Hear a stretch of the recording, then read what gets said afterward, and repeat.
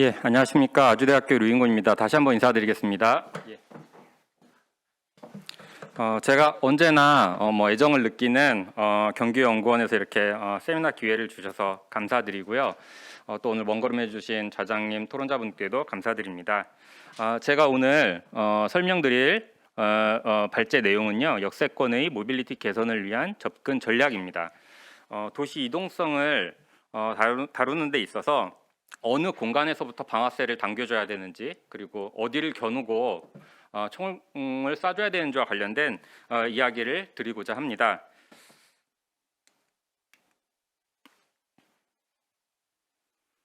예,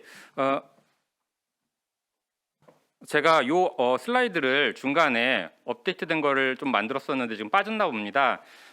제가 역세권을 중요하게 생각하는 이유는 혹시 반달곰 이야기를 들어보셨나 모르겠어요. 반달곰이 생태계에서 우산종이라는 그런 종으로 불리면서 이 반달곰을 잘 관리하게 되면은 그 생태계 밑에 있던 피라미드의 밑에 있던 생물들이 다 다양성도 유지할 수 있고 보존도 할 수 있다라고 이야기를 하거든요.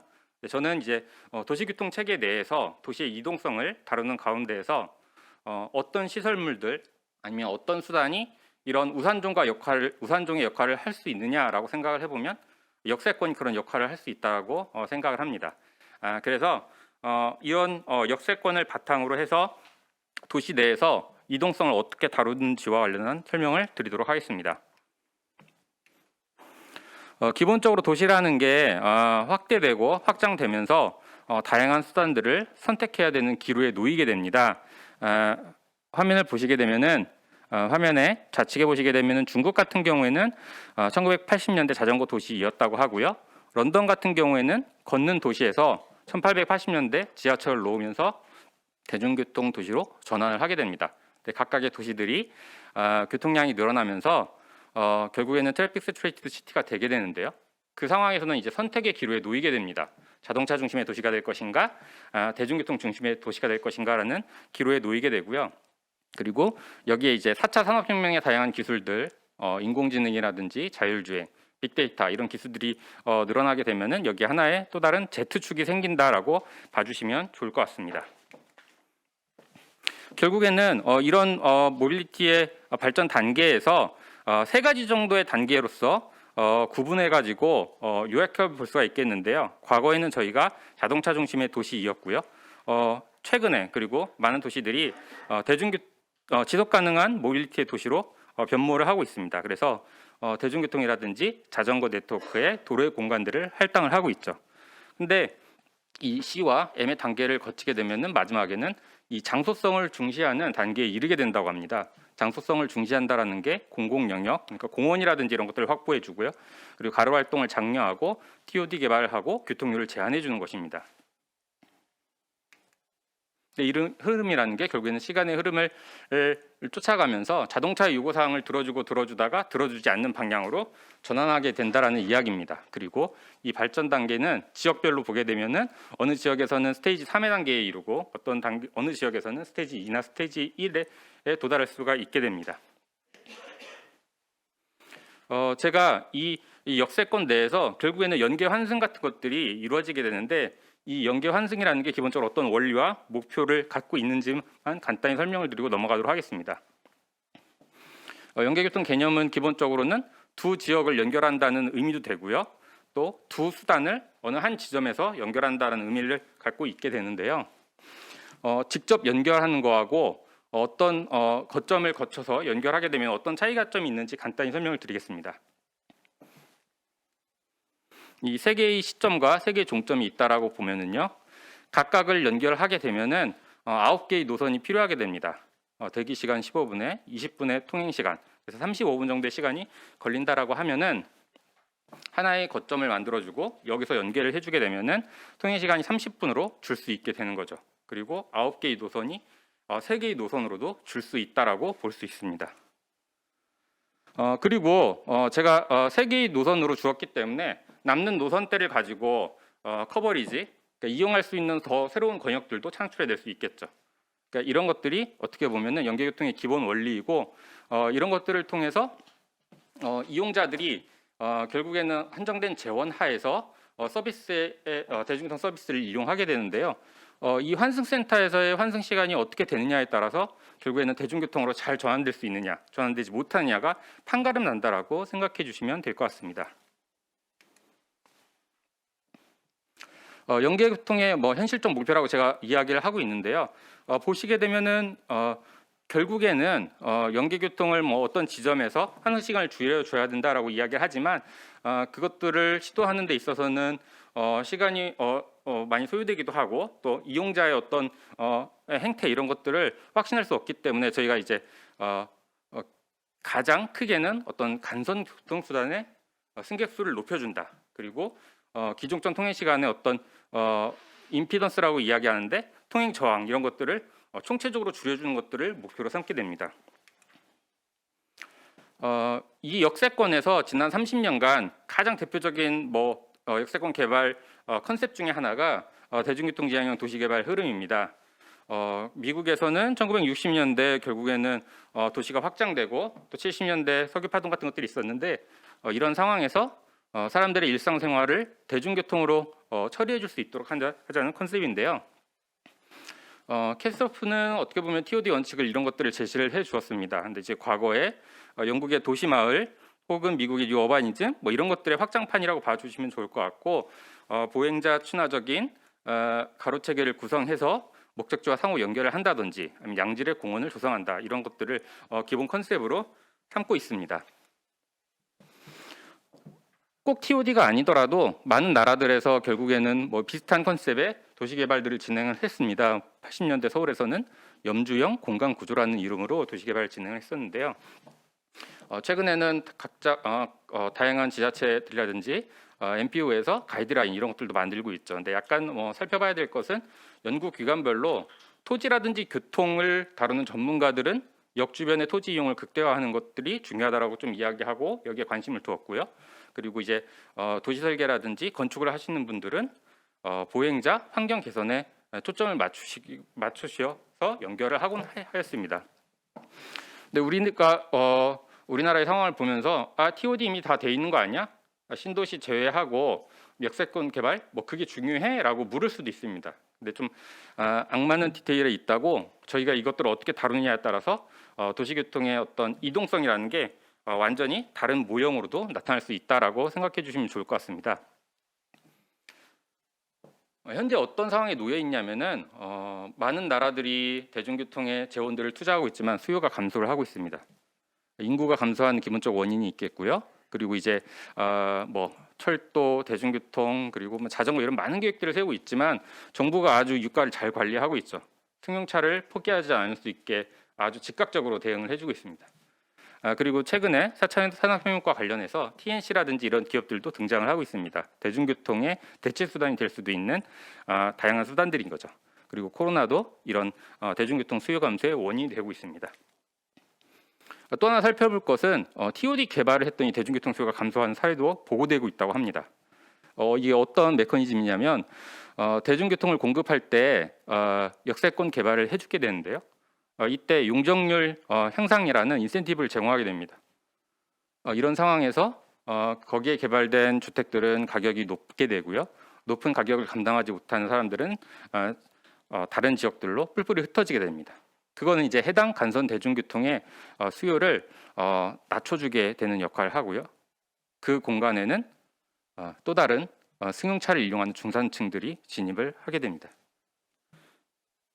이건 LA에서 나타나고 있는 현상이라고 하는데 우리나라도 마찬가지로 어떻게 TOD를 만들어 주느냐 그리고 그 안에서 어떤 설계 기법이라든지 모빌리티 관리 방식이 적용되냐에 따라서 동일한 현상이 나타날 수 있다고 생각이 듭니다. 이런 문제점과 더불어서 세계 경쟁력 있는 도시들이 공격적으로 제가 서두에서 말씀드렸던 장소성을 확보하기 위한 노력들을 진행을 하고 있습니다. 보시게 되면 좌측에 런던에서 지금 크로스레일이 건설되고 있는데요. 우리나라로 치면은 여의도의 색강 같은 곳에다가 환승센터를 만들었습니다. 지하 4층에 크로스레일이 지나가게 되는데요. 제일 상층에는 이런 온실 같은 공간들을 만들어 주었습니다. 아주 공격적이고 적극적으로 장소성을 확보하려는 노력을 철도 역사의 입지 아니면 형태 아니면 그 구성 내용들에다 적용을 하고 있는 사례라고 봐주셔도 좋을 것 같고요. 마찬가지로 패딩턴 스테이션 같은 경우에도 보시게 되면은 철도 역사에 출입구가 있는데 옆에는 건물이 있습니다. 근데 출입구와 건물의 중간에도 다 유리로 덮고 있습니다. 그러니까 우리나라로 치면은 사당역의 출입구하고 사당역 옆에 있는 버스 환승센터의 옆에 있는 버스 정류장 옆에 있는 건물 사이에도 유리로 그 상부 공간을 다 덮는다라는 거죠. 런던 의회와 많이 싸웠다라고 하는데 어쨌든 이런 방식으로 장소성을 확보하기 위한 노력들을 꾸준히 하고 있고요. GPX라고 하면은 우측의 GPX라고 하면은 우리나라의 GTX와 비슷한 개념의 철도인데요. 이런 철도를 건설함에 있어서도 과거에는 여러 방향의 입출구를 만들었다고 하면은 이 GPX의 설계 컨셉은 한 군데다가 진출입구를 만들어주고 거기를 지하와 수직의 대용량 엘리베이터를 통해서 사람들을 이동시켜주고 있습니다. 왜 그러냐면 장소성을 느끼게 하고 랜드마크를 경험해 줄 수 있게 해주기 위한 노력이라고 생각해 주시면 좋을 것 같습니다. 마찬가지로 프랑스 세인트 데니스 역인데요. 이 역 같은 경우에는 벨기에 힙합 가수가 참여를 하고 있다고 합니다. 이 설계에 참여를 하고 있는데 이 역뿐만 아니라 다른 도시의 어떤 인프라들도 마찬가지로 정부에서 문화예술인들이 함께 참여해가지고 이런 인프라들을 제공하려고 노력을 하고 있다고 합니다. 그러니까 교통시설이 아니라 문화시설 같은 그런 시설을 건설하고 있는 거죠. 결국에는 저희가 지금 연계교통이라는 게 그리고 역세권이라는 게 뭐 도시의 규모라든지 아니고 그리고 간선 대중교통 공급 용량을 고려해야 되겠지만 여기에 머무르는 것이 아니라 요금 정보 그 외에도 추가적인 이동과 관련된 가치를 확보할 수 있는 기회를 만들어 주어야 되겠고요. 그리고 도시 간의 이제 경쟁력 혹은 매력 확보라고 표현할 수 있겠는데요. 이런 것들을 확보하기 위한 다양한 노력들이 필요한 상황입니다. 다음으로는 역세권의 모빌리티를 개선하기 위해서 어떤 접근 전략이 필요한지 제가 조심스럽게 좀 제언을 드리고자 합니다. 첫 번째는 모빌리티의 우선순위 설정입니다. 역세권이라는 공간이 다양한 모빌리티가 만나는 장소이고 그리고 사실은 그 공간이 굉장히 수단 간의 첨예한 공간의 할당을 위한 전쟁 같은 공간이 되는데요. 거기에서 어떤 수단에게 더 우선권을 줄 것인지 혹은 어떤 가치에다가 더 우선순위를 둘 것인지에 따라서 굉장히 다른 모습의 모빌리티 형상들을 만들어낼 수가 있을 것 같습니다. 예를 들어서 퍼스널 모빌리티 같은 경우에도 도시 미관이 중요해 혹은 사람들이 자유롭게 퍼스널 모빌리티 혹은 자전거 이런 것들을 주차시키는 게 중요해라고 가치를 부여하냐에 따라서 스테이션의 위치, 개수 이런 것들이 다 달라질 수가 있습니다. 그렇기 때문에 역세권의 모빌리티를 다룰 때는 우선순위 설정을 좀 더 명확히 해줄 필요가 있다라고 생각을 하고요. 그리고 이제 우측 사진을 보게 되면은 런던의 관광 가로 계획입니다. 일견 보기에는 뭐 보행 계획 같은 거 아니겠어 이렇게 생각을 할 수도 있습니다. 근데 이 계획 안에는 철도는 어떻게 건설할지 그리고 화물차의 운행 관리는 어떻게 할지와 관련된 정책 방향 그리고 예산의 정도까지도 같이 실려 있습니다. 이것이 의미하는 바는 건강이라는 가치를 중심에 잡고 도시의 모빌리티를 다루고 있다는 점이기 때문에 우선은 이런 것들이 먼저 선행되어야 될 필요가 있다라고 말씀드리고 싶고요. 두 번째로는 이동성의 질을 높이는 통행권 정립입니다. 우선순위가 선정되었고 그 우선순위에 따라서 역세권 주변의 공간을 할당했다 하더라도 사실은 그 공간을 누가 언제 어느 시점에 이용하게 하는지를 어떻게 설정하냐에 따라서 그 공간의 형태는 또 달라지게 됩니다. 예를 들어 가지고 지금 우측의 사진을 보게 되면은 바르셀로나에 있는 한 교차로인데요. 가장 연약하다고 볼 수도 있는 어린아이가 놀 수 있는 공간으로 만들어 주었습니다. 그래서 저희가 아까 말씀드렸던 교통시설에서 장소성을 확보하거나 장소성이 중심이 된 교통시설이 되기 위해서는 결국에는 점선면 혹은 시간으로 이런 빈틈들을 만들어내서 거기에 장소성의 가치를 부여할 수 있는 시설이나 컨텐츠를 넣어줘야 된다는 측면입니다. 다음으로는 개발구역 외부도 함께인데요. 역세권을 저희가 설계하거나 계획하거나 개선시키는 과정에서 역세권이 항상 새로운 신도시 내에만 있는 것이 아니라 구시가지들도 굉장히 많습니다. 그리고 구축 아파트들도 함께하고 있는 경우들이 존재하는데요. 여기는 이미 입지하고 있는 시설들이 있으니까 건드리지 않을 거야라고 한다고 하면은 사실은 반쪽 혹은 4분의 1쪽의 역세권 모빌리티 개선 정책이 나올 수밖에 없습니다. 그래서 이런 지역들도 함께 다루면서 정책 같은 것들을 도출해 내야 된다라고 생각을 하고 있고요. 다음으로는 경로에 대한 관심입니다. 저희가 이제 역세권을 다루게 되면은 반경 250m, 500m라는 역세권 범위를 먼저 설정을 하고 그 안에서 해결책을 찾게 되는데요. 그럴 경우에는 사실은 경계 지역에서 다양한 문제들이 나타날 수 있습니다. 그렇기 때문에 역세권 계획이라든지 영향평가, 그 안에 있는 영향평가 같은 것들을 할 때 버퍼존 이런 점들, 버퍼존이라는 개념 이런 것들도 활용할 필요가 있을 것 같고요. 그리고 수단별로 버스 같은 경우에도 마지막에 회차가 불가한 지역들이 있다라고 하면은 그런 지역들도 개선시켜서 접근성을 좀 더 제공할 필요가 있고요. 자전거 같은 경우에도 마지막까지 안전하게 보관할 수 있도록 그 경로의 시점부터 마지막 내리는 순간까지 관리해 줘야 되는 필요성이 있습니다. 다음으로는 규정과 관련된 이야기입니다. 연계교통 관련된 지침에서는 평면 환상거리의 기준을 300m 정도로 이제 규정을 하고 있는데요. 이런 물리적 거리 기준이 아니라 혼잡도라든지 심리적 요인까지 고려하면서 이 환상 거리를 줄여줄 수 있는 노력이 필요할 것 같고요.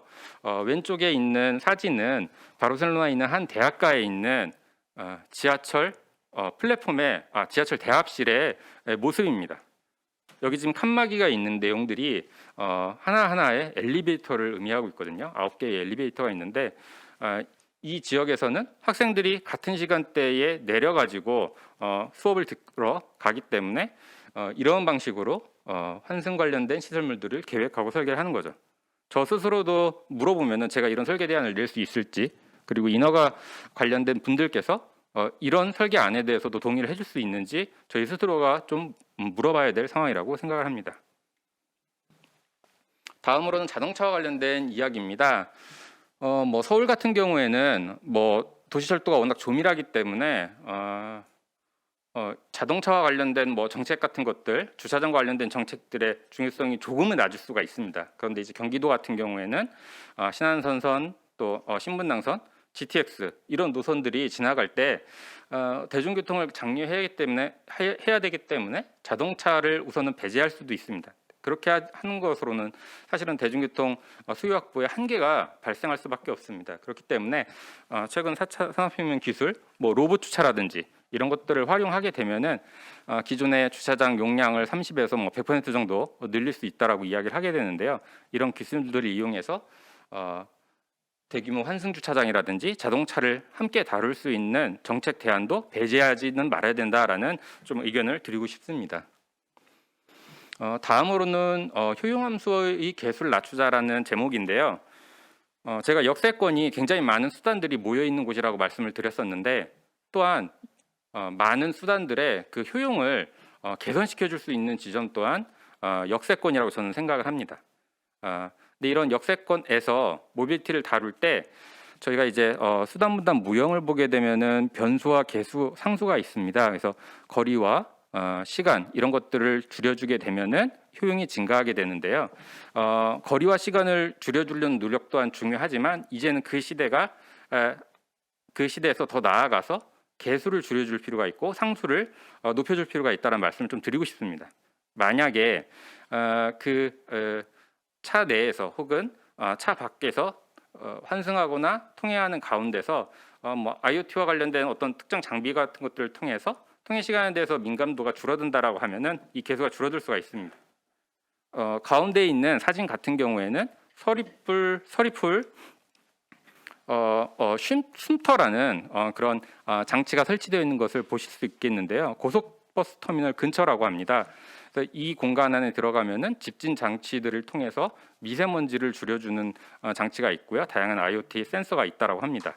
그래서 역세권 주변에 이런 시설들을 설치함으로써 부행이라든지 대중교통에 대한 효용을 높여줄 수 있는 그런 노력들도 동시에 이루어져야 될 거라고 생각을 합니다. 다음으로는 토지와 건물, 사람과 모빌리티 간 특성의 어떤 관찰 이야기입니다. 사실은 제가 앞서 설명드렸던 그런 이야기들은 일시적인 효과를 내거나 미세한 효과를 낼 수가 있는데, 저희가 이제 그 효과를 지속시키거나 확대시키기 위해서는 결국에는 어떤 관찰이 필요할 거라고 생각을 합니다. 그래서 우측에 하단부에 보면은 LA에서 운영하고 있는 하나의 GIS 플랫폼입니다. 젠트리피케이션하고 디스플레이먼트와 관련된 이야기를 다루고 있는데요.